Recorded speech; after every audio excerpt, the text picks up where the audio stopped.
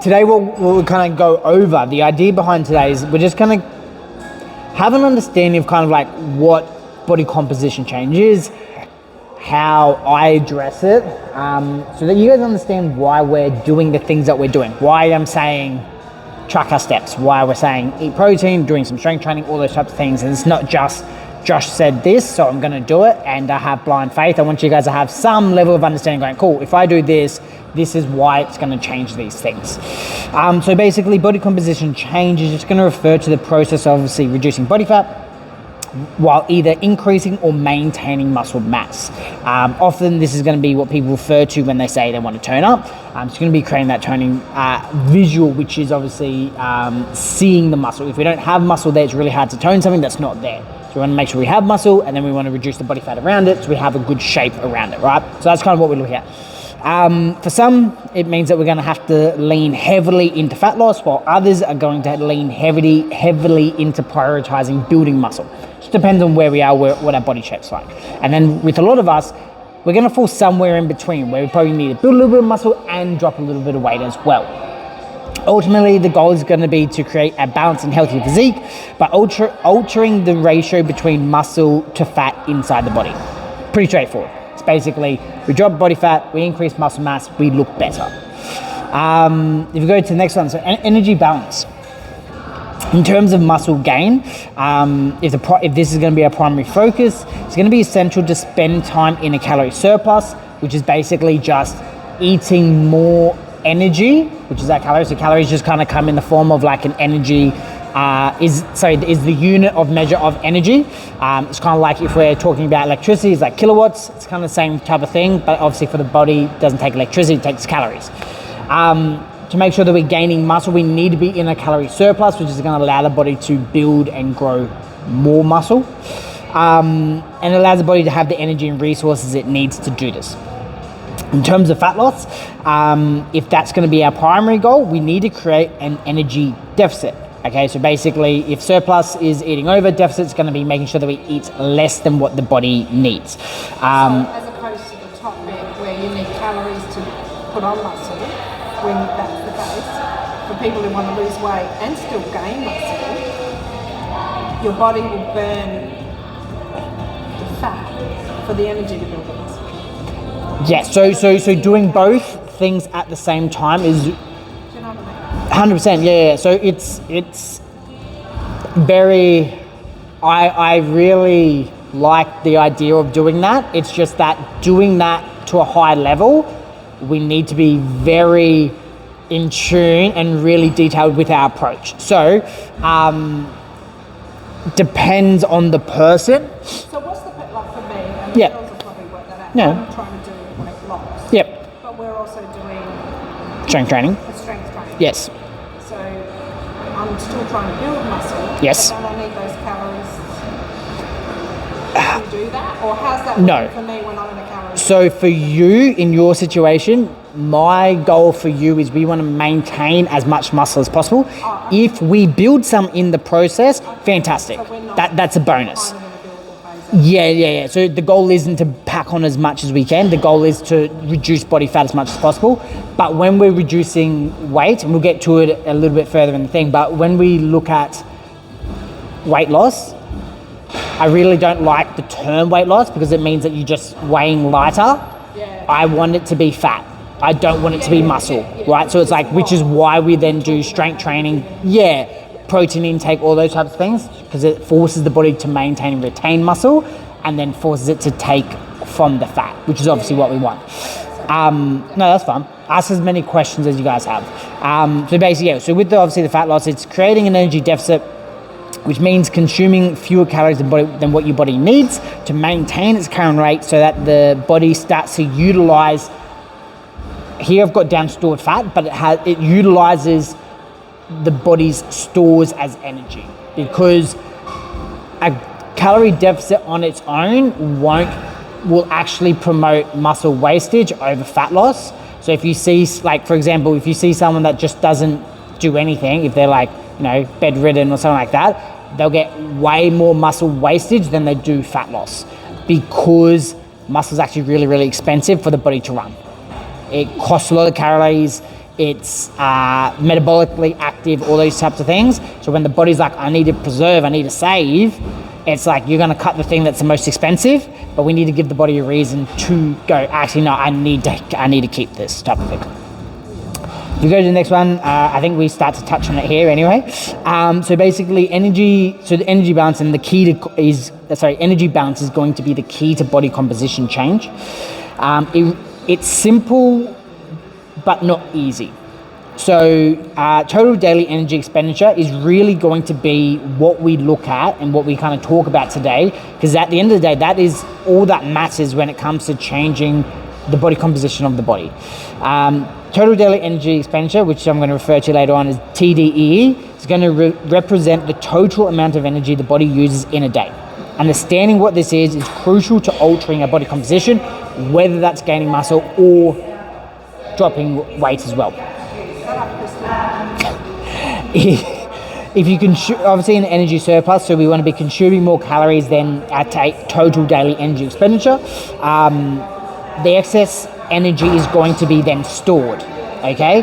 Often as fat or muscle, depending on our training and our nutrition. So it depends on how we structure it, depends on if it's going to be stored as fat or if it gets stored as muscle. It comes down to, the ratios of how much we're above our total daily energy expenditure.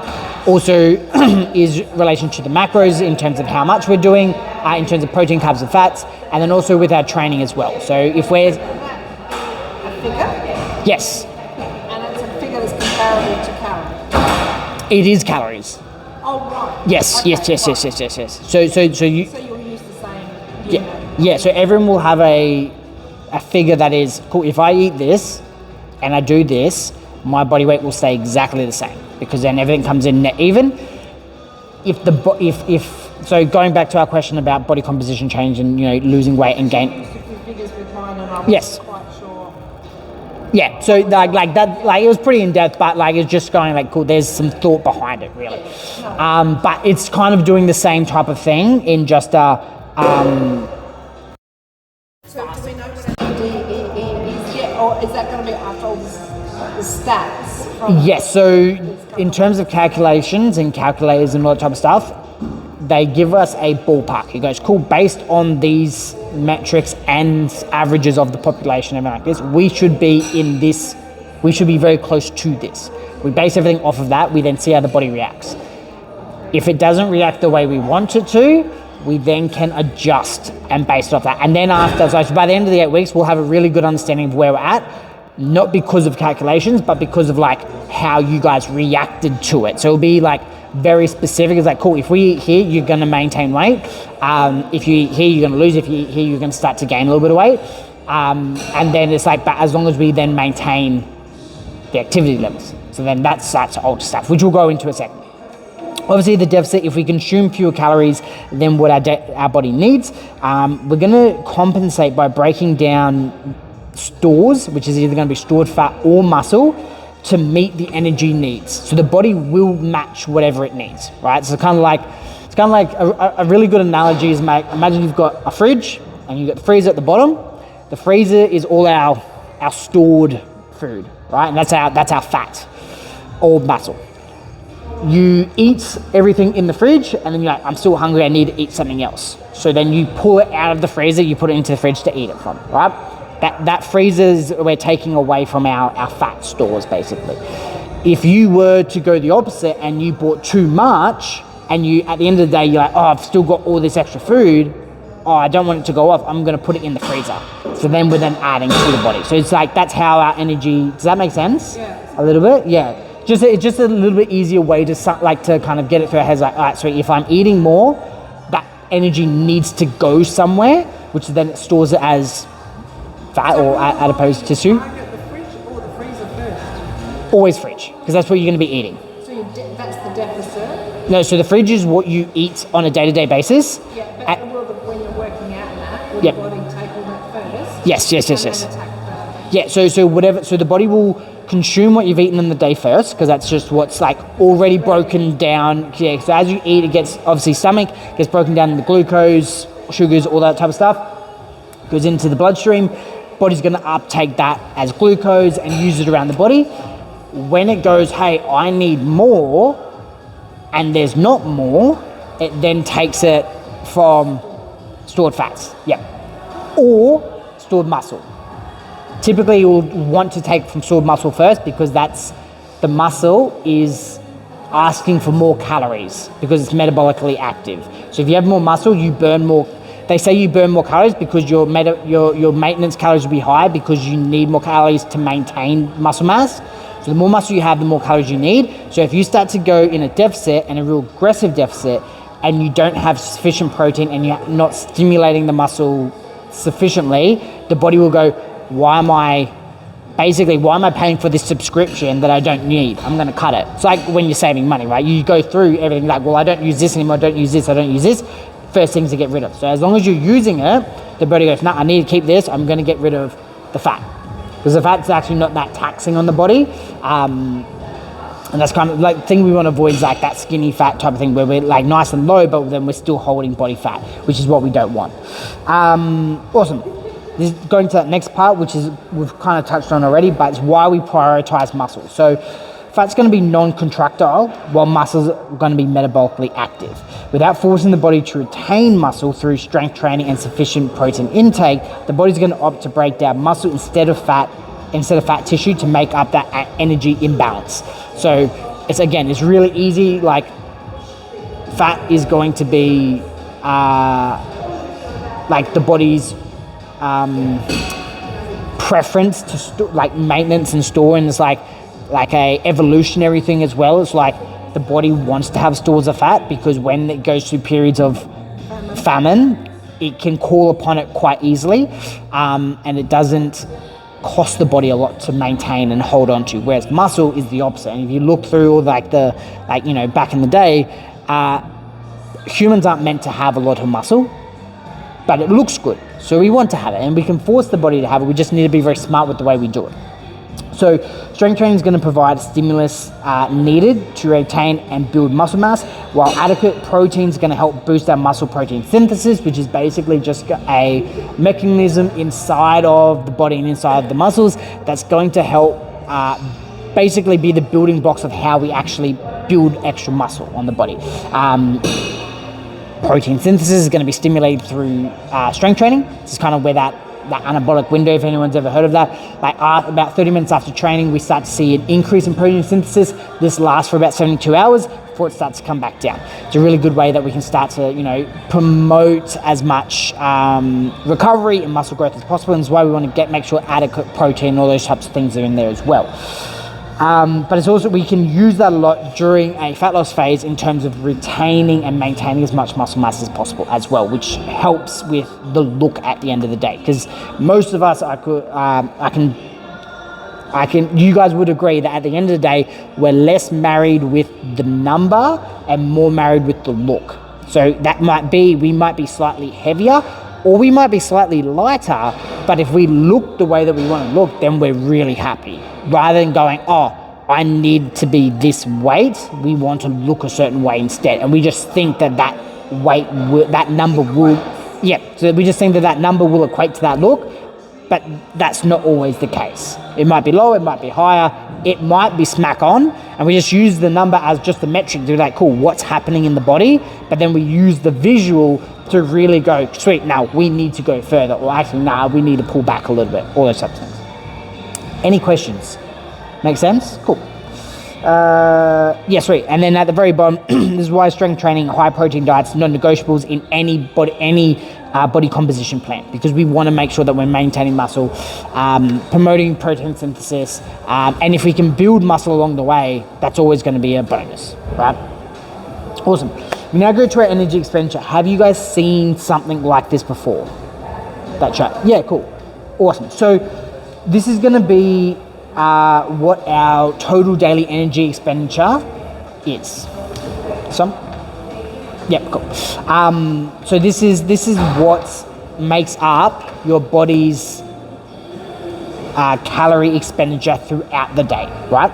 So if we have a look at this, about 60 to 65% of your daily calories is going to come from your BMR, basal metabolic rate. This is going to be genetics, this is going to be heights, this is going to be current weight, this is going to be muscle mass. These are all things that we can't really change. All right, so 65% of our total daily calories, we can't really change. It's just kind of what we're born with, what we're given.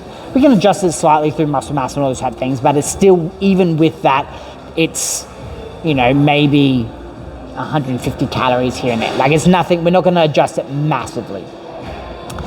Secondly, we then look at our NEAT. Okay, NEAT stands for non-exercise activity thermogenesis. I've just put it down as thermo because it wouldn't fit in the thing and I just do it in my head in. This gives us about an extra 20% of our daily calories.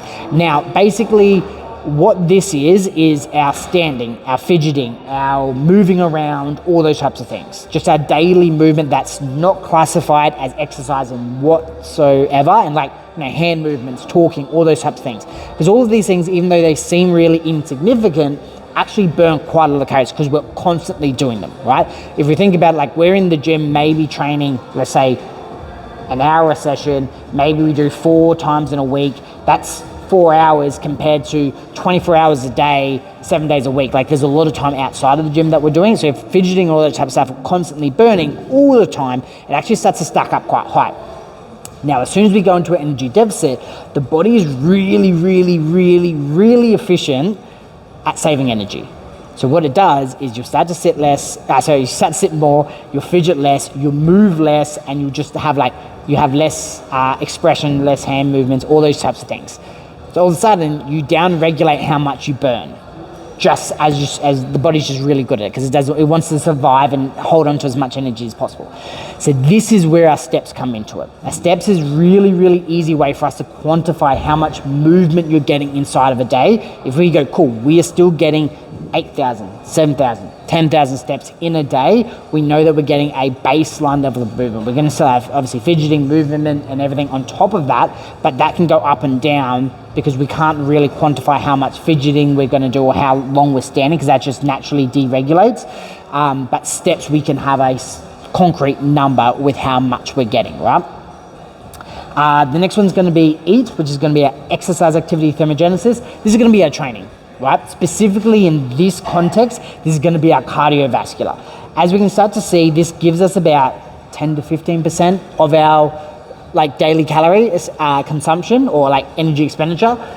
And it's a really, really, really good way to visually see that if you're not moving a lot and your calories are out of whack, it's really, really hard to out-exercise bad diet, because it's only about 15% of your total daily calorie intake. So imagine how much training you would have to do just to get net zero on our diet, and then be like, I'm doing so much training, I can't do any more, and I'm not seeing a difference because the nutrition's then just holding us back. Because if we dial that in, everything else gets better, and we actually don't have to do as much training as we think we need to do. Especially from a cardiovascular point, the body will adapt to cardio very, very fast, because it'll make stuff very efficient. So then all of a sudden we have to then push things harder, faster, longer, and there's always going to be a ceiling, right? So let's say we start off with 20 minutes of cardio, and then we push that to 30, we push that to 40, we push that to an hour. It's how much time do we have? Because this isn't your job. You have jobs outside, you have families and everything, right? So it's there's a limit to how long you guys can be in the gym. Nutrition, strength training, steps, and BMR, it's going to have a bigger impact than going more with the cardio, which is why we haven't gone really hard on cardio from the start, because we can definitely use it as a tool when we need it, but we don't want to burn that stick too early, because then once the body adapts to it, it's well, if we want to use it, we need to do more, and it becomes too hard to, especially from an intensity point of view. If the calories are down, we don't have the energy to then get to that level of intensity as well. Last one's going to be the thermic effect of food. So eating certain macros will have a thermogenic effect, so a heat element as it gets broken down the body. Fats is 1% of the fat content you eat gets burnt up as heat. Carbohydrates, it's about 5 to 10% gets burnt up as heat, and then protein is about 30%.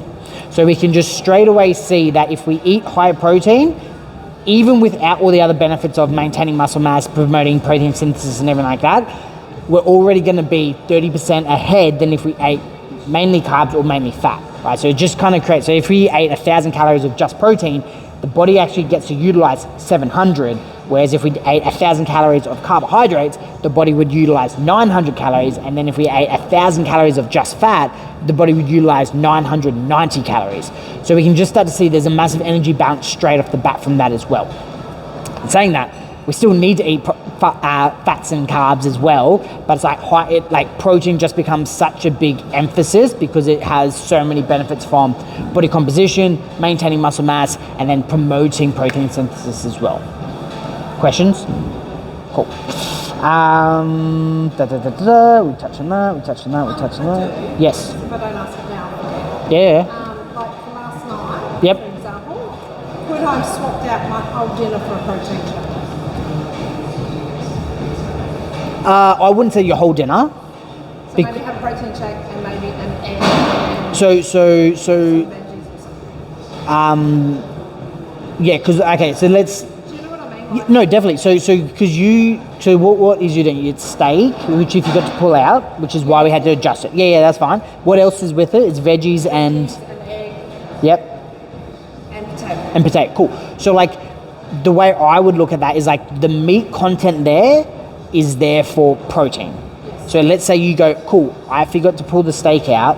I need to get in this many grams of protein, but I have everything else there. You could eat everything else and substitute the steak for a protein shake, and that would have worked. Yeah, is that what you're trying? I thought about late last night. Yeah, Oh, I thought about that. yeah, 100%. Yeah, so that definitely could work because at the end of the day, like You needed those other things as well. we still need the carbohydrates, we still need the fats, and like dropping that all would have reduced calories like significantly because then we're missing a lot of carbohydrates and a lot of fats unless you like just shot protein through the roof. But that would have been like, because that meal's relatively high in protein already, so you probably would have had to do like 3 or 4 scoops of protein in like that one shake, which is like not gonna happen. Like you'd rather eat real food because it's gonna make you more full, but it's also going to be better like long term as well, the micronutrients, all those types of things. So yes, but not as the only thing. Yeah, you can use it as a substitution 100%. Because protein powder is like, there's nothing special about protein powder, it's just that it's super convenient. Yeah. It's just like, cool, if I have this, I have protein and I've got next to no carbs, I have next to no fats, which is rather hard to get in just general foods. Because like usually they have, they're accompanied with fats, they're accompanied with carbohydrates, which is totally fine. But if you already have a meal that's balanced and you're just missing out on the protein, then that's a really easy way for us to dose it in and just boost the protein up without throwing everything else out. Yep. Awesome. And then I guess just kind of recapping everything and kind of tying it all together. Tips or like kind of the things that we really want to be focusing on for a successful body composition change is obviously first is going to be focusing and prioritizing strength training, which is going to obviously help preserve our muscle, also stimulate fat loss by increasing our overall energy expenditure as well. Second is going to be protein intake, aiming for anywhere between 1.6 to 2.5 grams per kilo of body weight. 2.5 grams is on the really high ends. None of us are going to get close to that. And typically we would save that for either someone that has a lot of muscle trying to get really, really lean and they go, I don't want to lose any of this that I've worked so hard to get, and we jack it up really high. Or someone that's only focusing on muscle mass. So it's one of those things. But that's the range of where we can kind of definitely go. Tracking our progress, so using body measurements, which we obviously went over at the start, progress photos, strength gains, as well as the scale to measure progress, not just the scale, because again, we can see and we want to see the scales obviously move, especially at the start, but at times, especially after the 8 weeks, we want to understand that like there's progress to find and to have had outside of just the scales. The scales isn't king. Like, it's a good number, it's a good metric to follow, and that's going to give us a general idea of what's happening in the body. But like, if our strength's going up and our scale weight's staying the same, and we're tracking our progress photos and they're looking better, and the scale weight's going up maybe, it's like, well, that doesn't really matter if we look better, because at the end of the day, Outfits. We've got 2 outfits. We've got a pair of jeans and just like fit a little bit ago. And it was really, really good for summer dress that I love to wear. Yep. And super tight at the moment. So basically what I want to do is try that on every week and just to see, oh, that's a little bit, that's a little perfect, yep. So whether I can see it or not, or whether I can feel it, I can Yeah. judge it by that outfit. 100%, because that's the other, yeah, that's the other thing as well, is like, Yeah, I know when I get a certain bit. Yeah. yeah, you, and Clothes you wear all the time, they get loose. and this is where a lot of the measurements definitely, but then also the photos that you guys are taking as well come into play, because it's like, you might not notice the difference between week to week to week to week, right? But then when we look at week 8 compared to week 1, we're going to go, oh shit, okay, so, some stuff's happened here, because we can start to, yeah. It's all right. I'm on my own too, so I'm not going to ask someone. Just tripod, easy. Is that right? You want me to do it? 100%, yeah. Even if you take it and just have it, like you'll regret it at the end. No, what you wear? You totally can, you totally can. No, I'll do it. Okay, I'll set it up. Alright, so, Oh, it's yeah. Look, even if you just keep them, mirrors in my house. Like I have like one from here. yeah. Yeah, I don't have a full body mirror, so I literally don't even know what it looked like to come to these bloody Yeah, things. yeah. That's when I So there is that. I don't even know. Maybe the antiviral. I don't have one because of that. I just haven't got around to it. Yeah. And I don't give a shit. And do you know how many times I walk out the door and I go, what if I wear it? But no idea. But it's fine. Yeah. But I will. Yeah. I'll find a way. Yeah. Sorry, I just No, it's thought alright. I could skip that. No. Look, you don't, like, I'm okay if you don't send them to me. Like, if it's friction around that, that's okay. I'd like you to take them, because I just know what it'll be like at the end.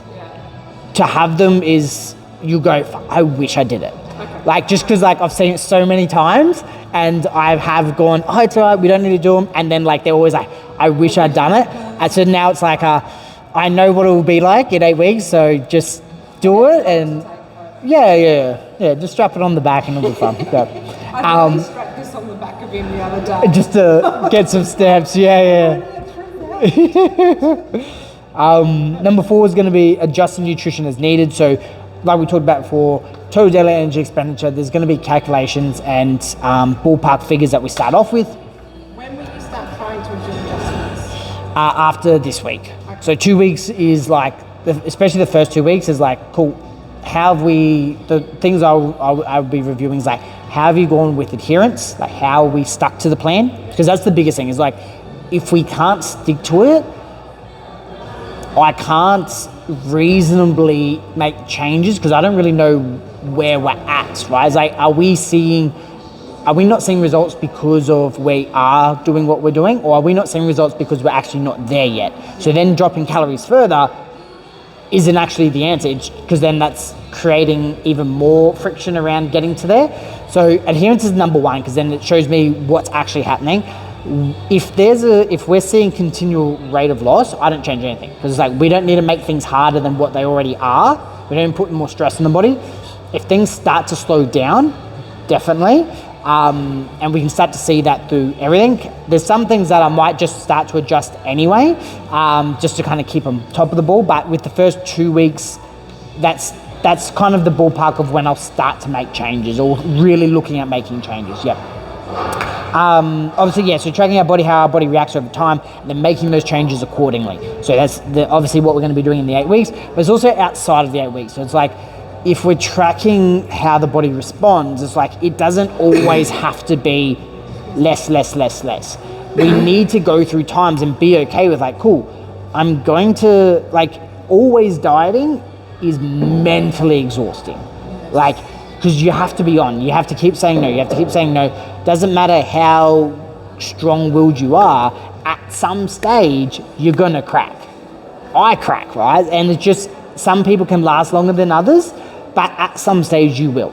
So understanding that, and then understanding that's like, cool, I'm going to push for 8 weeks, and the goal is drop the weight down.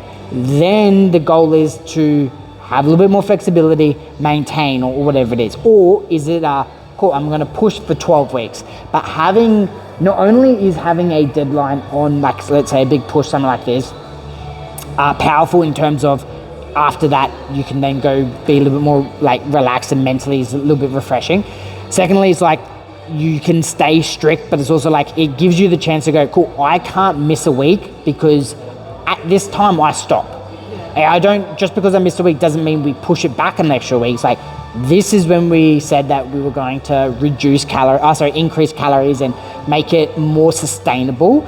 And that's a hard deadline. It's like, if we then fell off track, it's like, we don't change the plan. We just keep going. We just understand that end point's probably not going to be as far down as what we expected. So then it's just those types of things, rather than going, oh, I'm going to be dieting, and then all of a sudden it gets to a point where we have 2 weeks on, and then we have like couple of days off, and we have another 2 weeks on, and then we're just kind of staying here, but we're always in the dieting mindset, and it's like, I can't eat more because I'll gain weight, but it's like, we're not actually dieting, but we're in that constriction mindset where we can't be, not constriction, restrictions. We're always trying to restrict what we're eating and all those types of things, and we don't always want to be there. Does that make sense? Yep, cool. I've got 2 pasta dates in December. Perfect. There's nothing wrong with that at all. Going to finish. Yeah. On time. Yeah. Well, there's nothing wrong with pasta, right? There's nothing wrong with pasta. The issue with it. It's just that somebody goes, oh my God, we're doing pasta, la la la, for this Christmas thing. Yeah. And like, because at the end of the day, right? Because at the end of the day, pasta's just carbs. Yeah. Carbs are not But bad. learning how to manage that day, the day Yeah, before, that's the it. day after, that Yeah. week, And to fit that in. yeah, fit it in, make sure that it aligns with everything else. And I think the other big thing is like, the thing as we start to get close to the end of the challenge is like, and hopefully we'll start to realize and understand as well, is that one meal doesn't change everything in both senses. So if you have one really good meal, we're not going to lose a heap of weight. If you have one really bad meal, you're not going to gain a heap of weight. The issue that most people fall into is that they might have one bad meal, they might see a weight fluctuation because of sodium, because of a couple other things, and because of the weight's just sitting in their stomach. And then sometimes they might have one good meal and they might see a weight drop because there's less in their stomach, but then it averages out. Like everything, like we don't see massive changes because of one instance. It's what are we doing like on average? And that's kind of the biggest thing, is like, it's all about stacking averages. Because like if you do one day of like, let's say 10,000 steps in the week, it's not going to change anything. Whereas if you can give me 7 days of 8,000, that's way better than one day at 10,000, the rest at like 6. Does that make sense? We're just trying to stack those averages as high as we can and keep the consistency at like going all the time if we can. And that's what I'm 100%, yeah. Yeah, and just kind of go like, cool, it doesn't have to be all or nothing. And that's kind of what we want to try and get into, is like, there's going to be times where we are 100% locked in, and then we need to have times where we're at 60%. Like that has to be the case, because like, life, families, functions, Christmas, like I don't expect anyone, I'm not going to be dieting on Christmas days. Like that's 100% a free fall. So it's like understanding that's okay, and we don't want to have like guilt around that either, being like, oh no, I've eaten all this, tomorrow has to be really light. Like no, we go back to our plan of whatever that is, but we don't need to adjust the plan because we had one day. So it'll be fun. The average weighs out. But it's like one day of 365, it's like, it's a drop in the water. Yeah. Awesome. I've got